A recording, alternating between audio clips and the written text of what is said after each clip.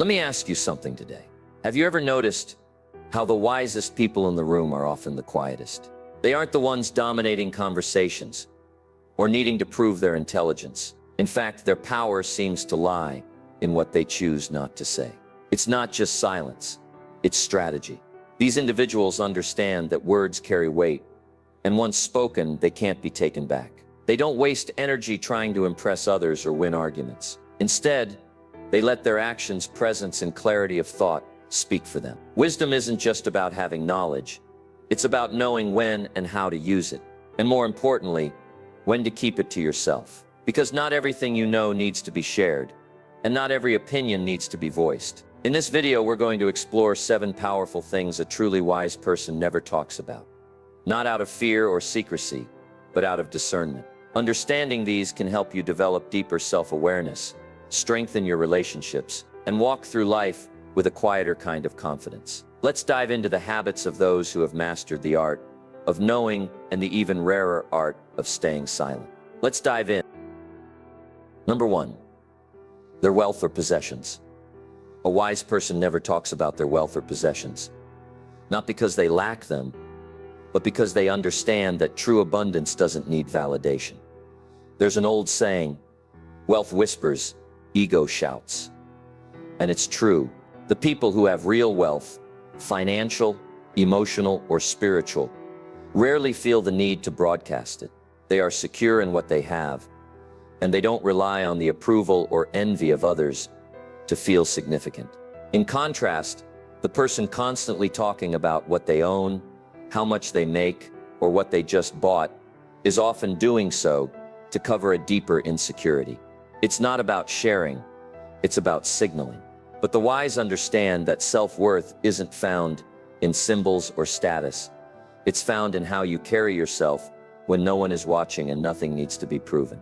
You'll often find that those who've truly made it, whether they're successful entrepreneurs, legacy builders, or even quiet millionaires, prefer simplicity. They might drive a modest car or wear plain clothes, not because they can't afford more, but because they've outgrown the need to be seen. Their confidence is internal, not projected. They've learned that when you constantly speak about your wealth, you not only invite judgment, jealousy, and false friendships, you also chain your identity to something temporary.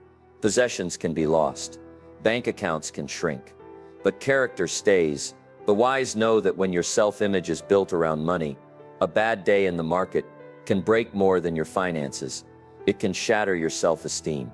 There's also a practical reason for this quiet approach. Talking about wealth often invites unnecessary attention. In business, in social circles, even in family dynamics, money can shift how people see you, and not always in good ways. The wise avoid these shifts by remaining grounded and discreet. They'd rather let their impact, their discipline, and their consistency speak for them. They know that the loudest person in the room is usually trying the hardest to be noticed, while the quietest often holds the most power.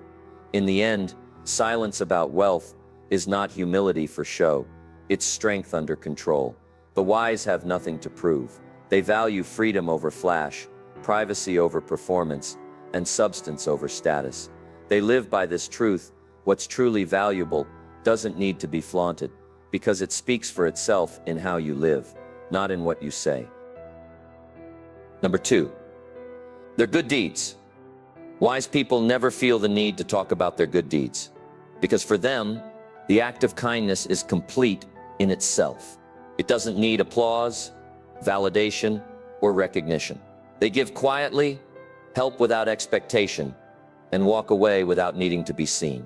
This kind of generosity comes from a place of genuine compassion, not ego. In many spiritual traditions, there's a recurring message: do good and disappear. In Hinduism, Buddhism, Christianity, and even Stoic philosophy, the emphasis is on giving selflessly, with no strings attached. Karma, for example, doesn't rely on being noticed.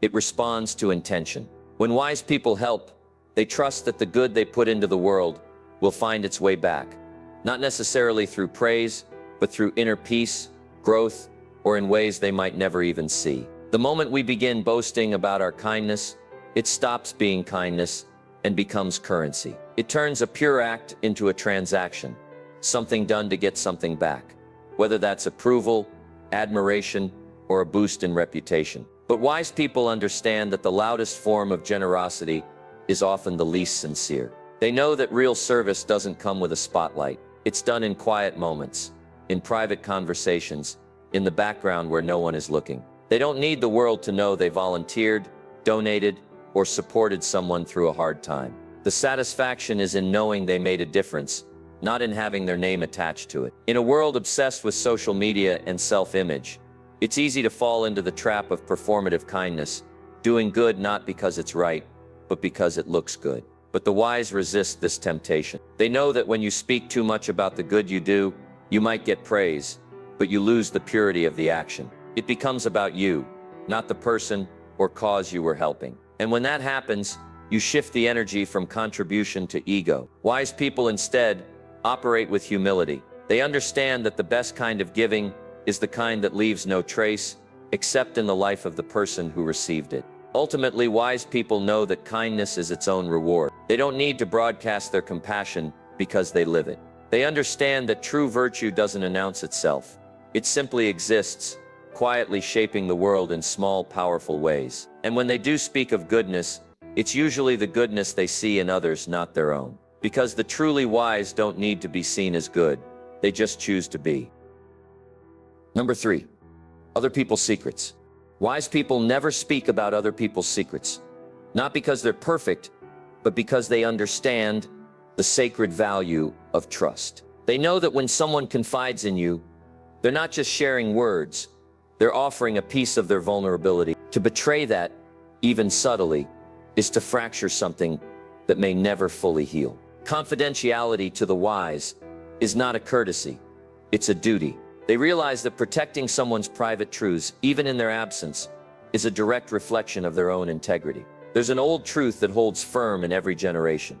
If they talk to you about others, they'll talk to others about you. And the wise are deeply aware of this. That's why they don't participate in idle gossip or harmless chatter that involves someone else's personal life. They recognize that breaking someone's confidence for entertainment or social leverage is not only unkind, it's short-sighted. Because credibility once lost is nearly impossible to rebuild. Gossip may seem innocent in the moment.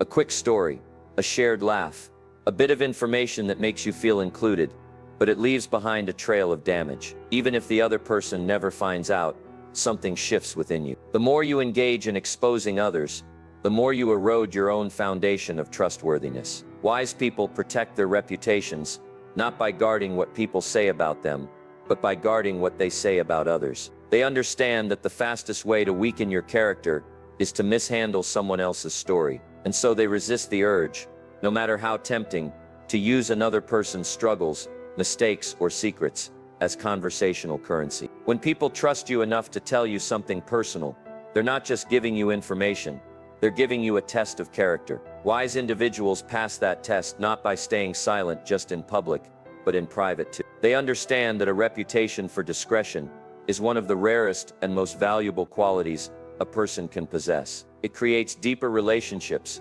stronger bonds, and a life of authentic connection, because people feel safe around you. And in a world where so much trust is fragile and conditional, being the kind of person who honors confidentiality is a powerful kind of wisdom. In the end, the wise know this simple truth. If a secret was shared with you in confidence, it's not your story to tell. Respecting that boundary isn't just about loyalty to others, it's about loyalty to the values that define who you are. And so they keep their silence, not out of fear but out of strength. Because real wisdom doesn't need to be loud. It earns its respect quietly, one kept promise at a time. Number 4, their future plans. Wise people rarely talk about their future plans. Not because they lack ambition, but because they understand the value of protecting their dreams with silence. They know that when you speak too soon about your goals, you run the risk of diluting them. There's a strange psychological effect that happens when we announce our intentions to the world. We feel an immediate sense of accomplishment, a kind of premature reward. This dopamine hit from sharing can trick the brain into feeling as though the work is already done. The excitement of the declaration replaces the quiet, persistent effort it takes to actually follow through. As a result, motivation fades and plans remain just that. Plans. Wise individuals guard against this by keeping their aspirations close. They don't broadcast their every idea, dream, or move, because they don't need the early applause. They'd rather earn the real results than chase fleeting validation. It's not that wise people are secretive in a manipulative way. They're intentional. They understand that some dreams need time to develop in silence, without the noise of external opinions or the pressure of outside expectations. The more people know about your goals, the more voices you have to navigate. Some supportive, some critical, many distracting, and all of it can pull you off course. When your energy is divided between proving, explaining, and defending your vision, you have less of it available to actually build that vision. Wise people protect their focus by staying quiet. They understand that their job is not to explain the future, it's to create it. There's also something powerful about letting your results do the talking. When you act instead of announce, you build credibility. People begin to associate you not with promises, but with outcomes. And over time, this becomes a part of your identity. Someone who moves with purpose, not performance. The wise don't need to tell the world what they're going to do next, because when they arrive, the results will speak for themselves. They aren't interested in impressing anyone with grand plans. They're committed to doing the work, brick by brick, day by day, away from the spotlight. Ultimately, this silence is not about secrecy. It's about stewardship. Wise people understand that their future is a fragile thing in its early stages, and the best way to protect it is to keep it safe from unnecessary exposure. They trust in action over talk, momentum over noise, and fulfillment over attention. So while others are busy announcing what they'll do someday, the wise are already doing it, quietly, deliberately, and with a focus that doesn't need to be seen to be real. Number 5. Their private life. Wise people guard their private life not out of fear but out of self-respect. They understand that there's immense power in keeping certain things sacred. Your relationships, your personal struggles, your inner world. In a culture where oversharing is often mistaken for authenticity, the wise take a different path. They know that privacy isn't secrecy, it's protection. When you expose every corner of your life to the public eye, especially before things are fully formed or healed, you open the door to judgment, unsolicited opinions, and even manipulation. And not everyone who listens has your best interests at heart. The wise recognize this truth and create boundaries that keep their emotional space clean and safe. They choose who gets access to their deeper layers, not based on who asks, but on who has earned the right. In relationships, this kind of discretion is crucial. Whether romantic, familial, or platonic, the details of a connection are too nuanced, too intimate, to be flattened into gossip or casual conversation. The wise know that what happens between two people is meant for those two people, not for social media, not for group chats, and certainly not for public display. They protect their bonds by keeping them private, giving them space to grow without the weight of outside expectations or commentary. In doing so, they foster deeper trust, not just with others, but within themselves. The same applies to personal struggles and decisions. Life is full of difficult moments, losses, doubts, mental battles, hard choices. The wise don't deny these experiences, but they also don't feel compelled to broadcast them to feel validated. They understand that not everyone deserves a front row seat to their pain. Processing in silence or within a tight circle of trusted confidants allows them to maintain dignity and clarity. It also builds resilience. When you learn to hold your own emotions without constantly seeking external input, you become emotionally mature. You stop depending on the world to stabilize you. Wise people practice what could be called selective vulnerability. They are not cold or closed off. In fact, they often carry deep empathy and compassion. But they've learned that real strength comes from knowing what to share, when to share, and with whom. They don't overshare for the sake of connection. Instead, they connect through presence, honesty, and careful trust. And by doing so, they model a different kind of strength, the quiet, composed strength that comes from owning your story without needing to parade it. In the end, the wise don't owe the world their every thought, feeling, or experience. They know that privacy is not a wall, it's a filter. It doesn't shut people out, it lets the right ones in. And in guarding their private life, they preserve their peace, their integrity, and their sense of self in a world that often demands too much of all three. Number 6. Their past mistakes in detail. Wise people don't dwell on their past mistakes in detail, because they understand the subtle but powerful difference between owning your story and living in it. They carry their lessons, not their shame. They've learned that While it's important to acknowledge where you've been, it's even more important to focus on where you're going. When someone constantly revisits and retells the painful chapters of their life, especially in vivid detail, it often keeps them tethered to those moments, reinforcing an identity rooted in past failures rather than present growth. The wise are not afraid of their mistakes. They simply refuse to let those mistakes define the narrative of who they are today. Vulnerability is a strength, yes, but it loses its meaning when it becomes a repetitive confession rather than a bridge to understanding. There is power in being able to say, "I've been through that," or "I've learned from this," without needing to relive every wound for the sake of connection or validation. The wise know that the depth of a person is not proven by how many times they publicly unpack their pain, but by how they've integrated it into their character. They share only what is necessary, what is purposeful, what is helpful to the moment. Not every setting calls for full disclosure, and not every person is entitled to the unfiltered truth of your past. Wise people use discretion not to hide, but to honor the journey they've taken and the strength it took to move beyond it. Endlessly rehashing one's mistakes can sometimes mask an unhealed wound or an attempt to gain sympathy rather than closure. The wise are deeply reflective, but they're not performative about it. They don't need to make their growth visible to prove that it's real. Instead, their maturity shows in how they navigate the present with grace, with steadiness, with the kind of calm that only comes from hard-won lessons. They've wrestled with their past privately, done the work in silence, and emerged with clarity. And because of that, they don't need to narrate every scar.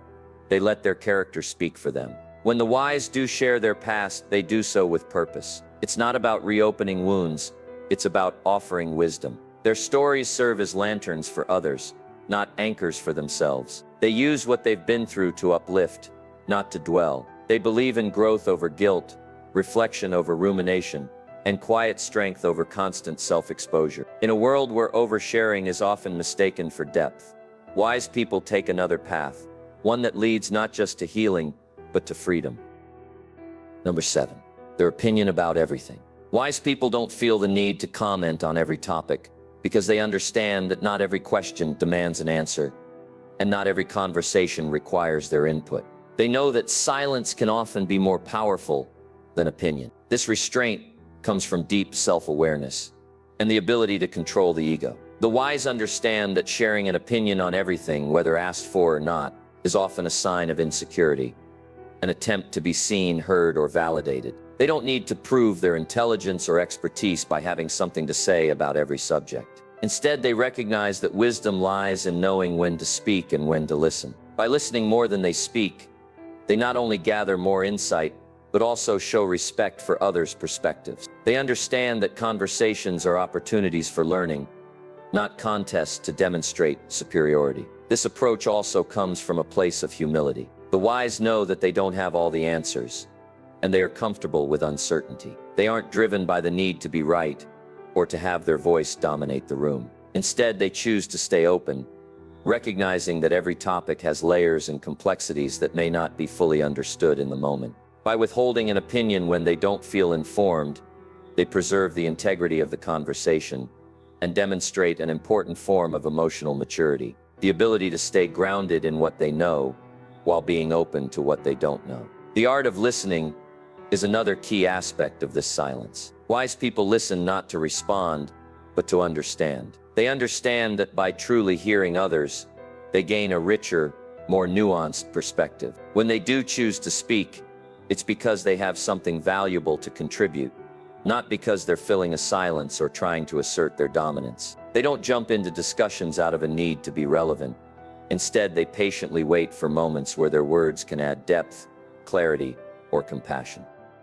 In a world where everyone seems eager to share their views, the wise stand apart by not feeling the pressure to comment on everything. They realize that opinions can be fleeting, but understanding is enduring. The less they speak, the more their words carry weight. And by practicing restraint, they cultivate an environment where thoughtful dialogue can thrive, where ideas can be exchanged freely without the need for constant validation. Ultimately, wise people know that true influence doesn't come from the number of opinions you share, but from the wisdom you demonstrate in knowing when to remain silent and listen deeply. In a world that often values noise over substance, the unspoken power of restraint can be a rare and transformative quality. Silence for the wise is not emptiness. It's a strategy. It's the strength to step back, to listen more than speak, to resist the urge to fill every moment with words or opinions. By choosing when to speak and when to remain silent, wise people cultivate depth in their relationships, clarity in their thinking, and respect from others. Their silence is not a sign of weakness, but of profound self-control and understanding.